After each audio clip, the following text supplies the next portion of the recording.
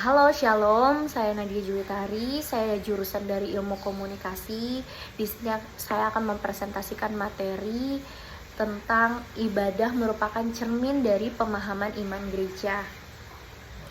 Pertama, ibadah itu bisa kita artikan sebagai interaksi umat Kristen dengan Tuhan Yesus Kristus. Dan ibadah itu juga merupakan panggilan dari Allah. Jadi ibadah itu bukan dipicu atau keinginan dari manusia atau umatnya sendiri, tapi memang ibadah itu termasuk dari panggilan anugerah dari Allah. Dan juga ibadah itu juga sebuah acara yang berlangsung secara spontan dan alami bagi orang-orang yang percaya.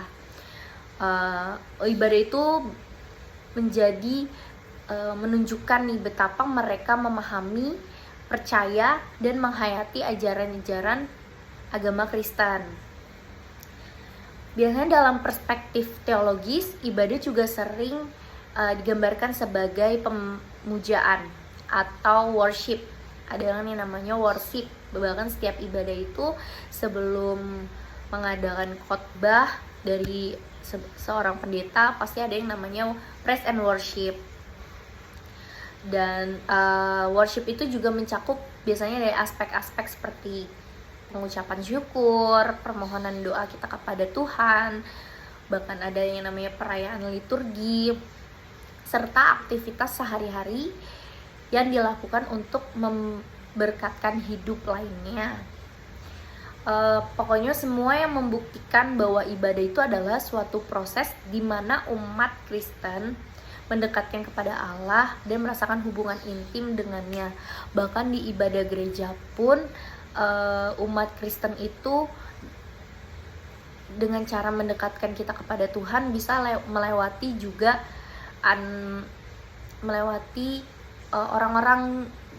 orang-orang yang pelayanan di gereja, ataupun dalam lingkup gereja itu ada yang namanya persekutuan atau komunitas, itu untuk membangkitkan iman kita.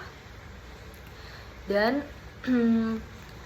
pengertian ibadah itu yang balik lagi yang saya jelasin tadi, itu adalah interaksi spiritual antara umat Kristen dan Tuhan.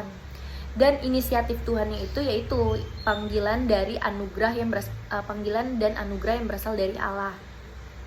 Sedangkan respon umatnya ya kita menghargai dan menerima kasih dari karunia Allah. Nah, dalam aspek ibadah dalam kehidupan iman itu yang tadi sudah jelaskan, itu juga ada masuk dalam ayat di Alkitab. Yang pertama itu ibadah itu kan sebagai respon terhadap inisiatif Tuhan. Ini tuh ada ayatnya di dalam Yohanes 4 ayat 24. Bunyinya yaitu Allah adalah roh, dan barang siapa menyembah Dia harus menyembahnya dalam roh dan kebenaran. Nah, itu menunjukkan bahwa ibadah sejati adalah respon yang tulus terhadap kasih dan anugerahnya Tuhan.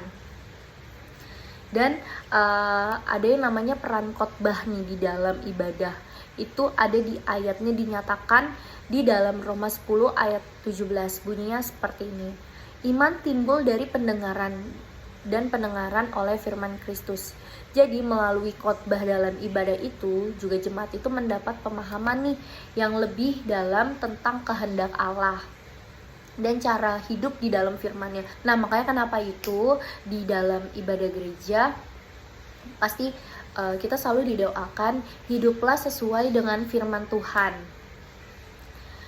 dan cara hidup seperti firman Tuhan. Ada juga di kebersamaan dalam ibadah kayak seperti komunitas. Itu ada juga di kitab Kisah Para Rasul 2 ayat 42 dicatat bahwa jemaat awal bertekun dalam pengajaran rasul-rasul, persekutuan, pemecahan roti, dan doa. Nah, kebersamaan ini yang di dalam gereja atau komunitas itu memperkuat iman kita dan kasih di antara anggota-anggota gereja. Kenapa kita ibadah itu bukan hanya sekedar ibadah, dan bukan ibadah itu sebenarnya bukan kewajiban, tapi memang karena ibadah itu adalah sarana pertumbuhan iman kita masing-masing, dimana bagi umat yang percaya dan yakin akan kebenaran Tuhan.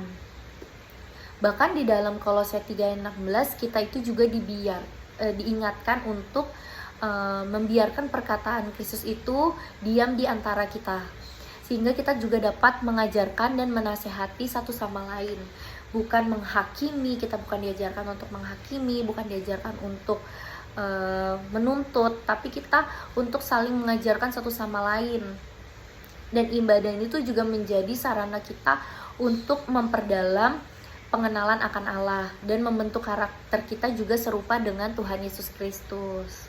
Ibadah gereja itu merupakan cermin dari pemahaman iman kita dan iman gereja juga, di mana umat itu berkumpul untuk menyembah Tuhan, mendengarkan firman-Nya, dan saling mendukung dalam perjalanan iman.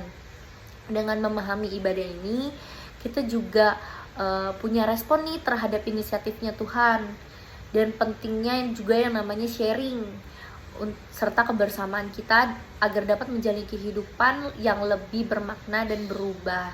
Dan balik lagi, berubahnya itu di dalam Tuhan. Demikian presentasi dari saya. Terima kasih. Shalom. Tuhan memberkati.